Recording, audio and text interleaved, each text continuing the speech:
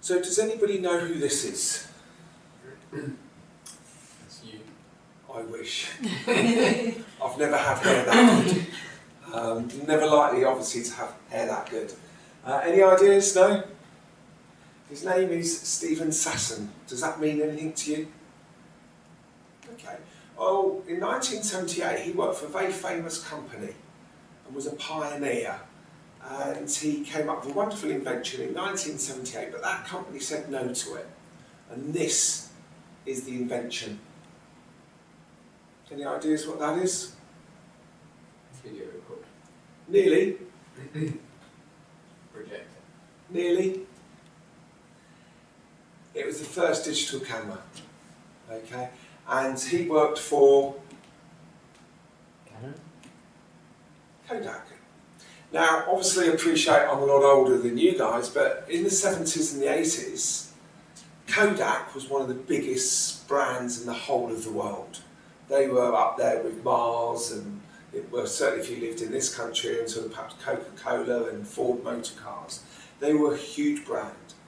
And I think it's fair to say that it's quite interesting to think about in those days that when we did go on holiday, we used to have a bit of a camera, and you used to have to put some film in the camera, and you'd go on holiday and take your 24 or 36 exposures.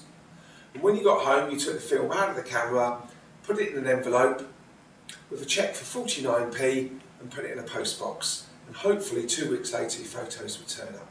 Trying to explain this to my daughter has been quite a challenge, because she just looks at me and goes, "You're joking." But that's how it was, and you used to sort of run home quicker than your parents got home from school or work, because you obviously didn't want them to see your photos before you did, because you wanted to get rid of the ones that were perhaps slightly inappropriate. Now, every time we take a picture, let's have a look, and you either delete it or take some others at the weekends. But what happened to Kodak? They didn't innovate quick enough. Yeah, they didn't embrace it at all. They said no, it put us out of business. And the digital camera did put them out of business, because they were so hell-bent on just selling film. So, what should we all be perhaps walking around with now if they had had good leadership and innovation? One of those. Yeah, but who should Kodak have become? Samsung. Yeah, Samsung or Apple. They were the leaders, but they stopped innovating and moving forward. So perhaps they missed a huge opportunity. In the world of change, any of you remember Woolworths? You went to Woolworths to buy more or less anything, from pick and mix to records to tapes, CDs, Tupperware boxes, suitcases, anything. Where do we now go if we want to buy anything? So, Amazon, yeah. And obviously, which is quite nice today, you're hopefully finding this engaging. But I was doing a course recently for a company, and halfway through the afternoon, one of the senior people in the course stood up and said, "Oh my goodness, I've forgotten." I said, "What's the matter?" She was very sort of engaged in my course. And she says, "Oh, it's my mother's birthday tomorrow. I've got a bit of a problem." And she says, "Oh, can you just stop the course for 20 minutes? And she spent the next 20 minutes with a couple of others in the room deciding what she was going to buy her mum. And just ordered it. Says, "Oh, don't worry, I'll be there by 10 o'clock tomorrow morning, sorted." And she goes, "Oh, it's a good course, isn't it?" And I said, "I'm glad you're engaged." But so, yeah, Woolworths should have become Amazon. Who else? Well, HMV, what should they have become? Spotify. Yeah. Yellow Pages. Where do we now go to look for all our information? Google. We say Google it. In the days gone past, we used to say look in Yellow Pages. Now, a bonus question. Can you remember, I don't know if you're old enough, can you remember the person that was looking for his book? And what was the book called? And the very famous television advert? It was Fly Fishing by J.R. Hartley.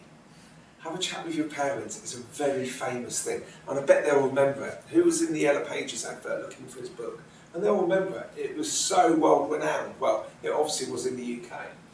But yeah, they've gone by the side now. And obviously Blockbuster. should become Netflix. And even Netflix now are having to change. They're now having to think about what? Instead of just selling old films, what are they now trying to create? New content. New content. Okay.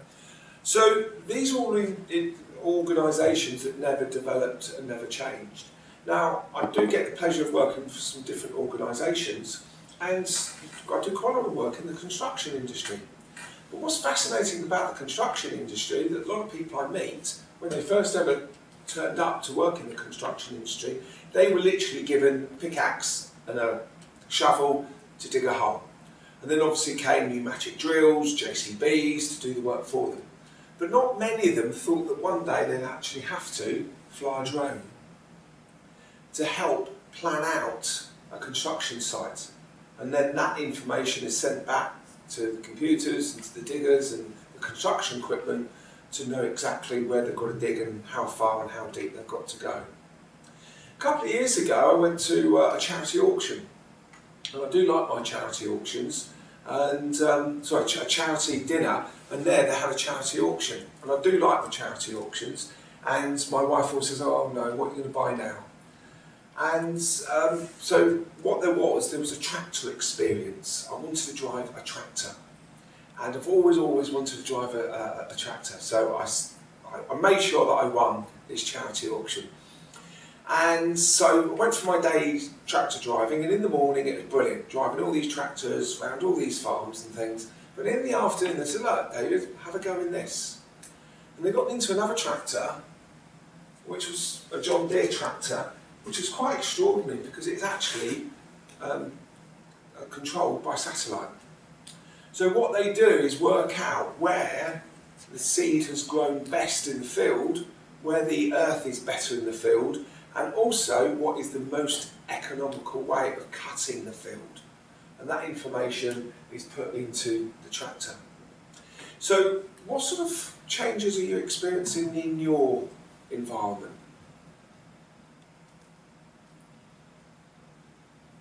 That are changing the way that we do things. They're trying to get rid of us. How?